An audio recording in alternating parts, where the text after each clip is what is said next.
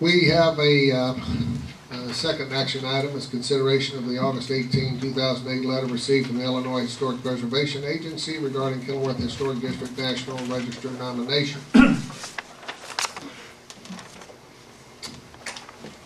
We have questions, comments about that?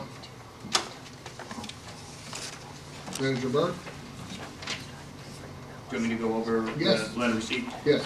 We received a letter on August 18th from Andrew Heckenkamp upon the review of the village's nomination that was submitted on August 5th for the Kenilworth Historic District. In the letter, Andrew mentions to our consultant, Ted Hill, that he had some editorial comments regarding the document, which I've reviewed, and those are all more proofreading and punctuation type corrections. But one major concern, and the term major concern is from Andrew's letter, concerns the boundaries of the proposed agreement, or the proposed nomination for the Kenilworth Historic District, and concerns that the school should be listed as part of the district boundaries, given the federal bulletin on how to prepare a National Register District nomination.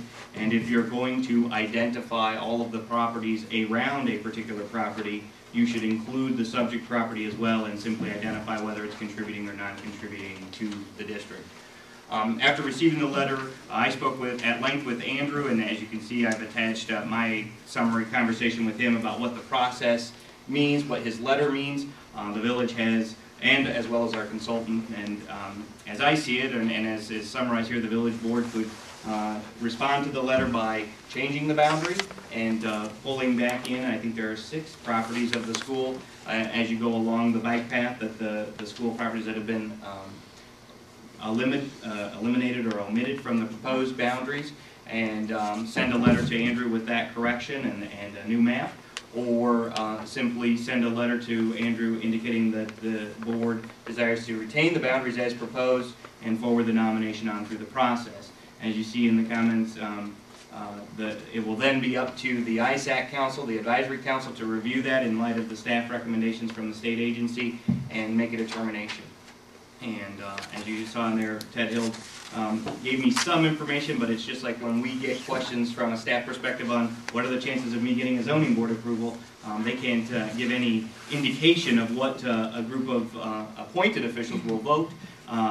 Mr. Hill's indication was he believes it's probably a 50% chance on the nomination as it stands with the boundary, and then that the keeper, when they should they receive a favorable recommendation of the nomination at the federal level, it may reduce to a 60-40% chance, a 60% chance that would come back to this body. And obviously, if it comes back to this body for any change in boundary, it would require a notification process, not a notification process to the whole community, only to the subject properties or the owners of the subject properties, even though the owners of the subject properties in this instance would not have any ability to object. As a public body, they don't, under federal law, have any ability to express their opposition, but they would need to be notified under the regulations. Right, and I think everyone knows the school was originally in the nomination, and after the process of discussing the nomination with them, they requested of the board to be taken out.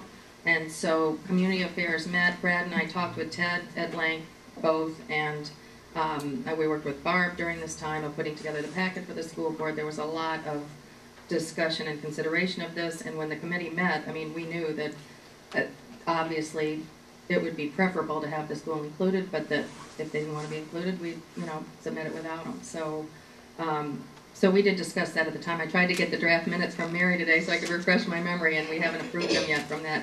It was a June 3rd meeting of Community Affairs. But hopefully for the next board meeting we can get them approved. But we did discuss all of this with Ted. And it was a unanimous recommendation Barb, from yes. the Community Affairs Committee to omit the school and the village board at the June 6th. Right. No, June 10th. Village, I think okay. it was June 10th. Did the consultant indicate any potential danger of doing that at the time? Well, yeah.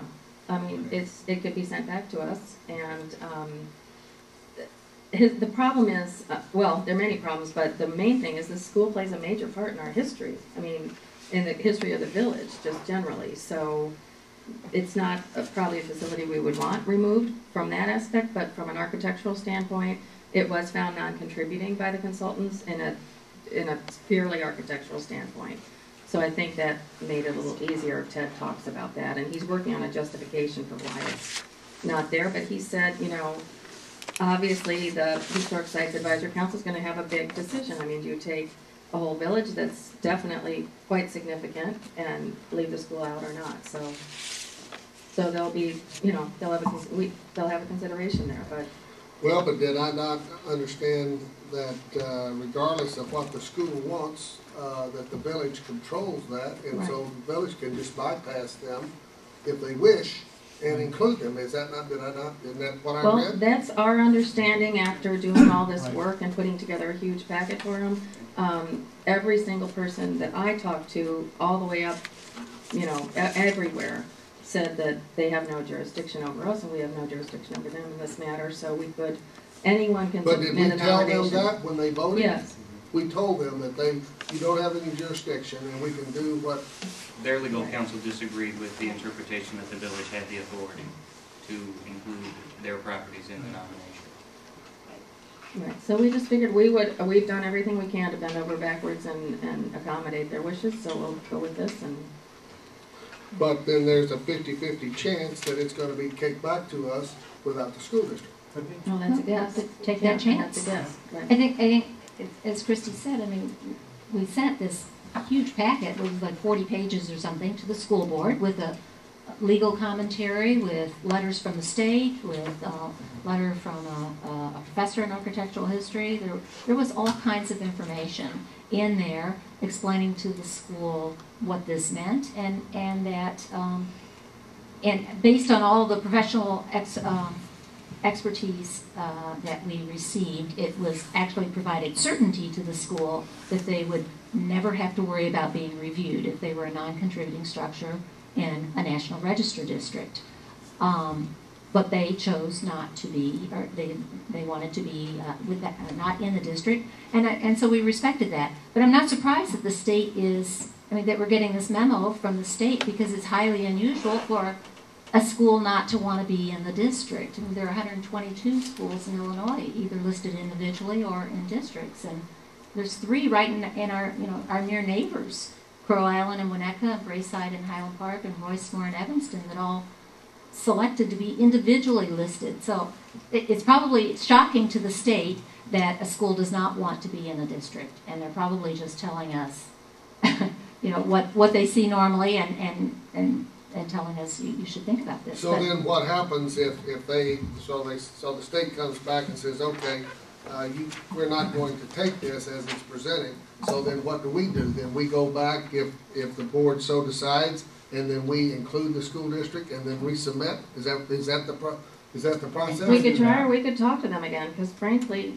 if you look at the facts, I mean, this is an insurance policy for them, particularly if the rest of the village is listed and they aren't. What do you mean an insurance policy for them? If they are listed in a district as non-contributing to that district, they will never have architectural review at the state if they get school funding. And we have a letter from the deputy director of the IHPA. They were sent a letter stating that. So, if they get state funding, you mean. Right, what did I say? School funding. Oh, sorry, So school construction funding is what I meant to say, only for construction. And we have a letter stating that, so basically they've got a free pass to never be reviewed that way if they want to take it, so maybe they would reconsider. And I yet don't they know. voted unanimously not to be included. That it confuses me. Confuses me too. I see no sense in it at all. I mean, I just don't understand it. So, And their general counsel They or could legal reconsider. counsels disagreed with this opinion?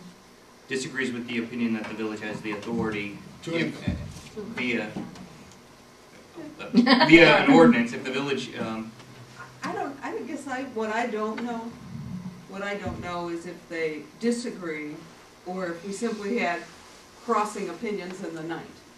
Because I saw a memo about the same time as our memo was produced. I saw something back from the school that said something about an intergovernmental agreement, which of course you can always do. But I've never had a conversation with the school attorney because, you know, you guys hadn't asked me to talk to them and they hadn't had their person call me. You know, at some point maybe we have that conversation. And we have never received anything from the school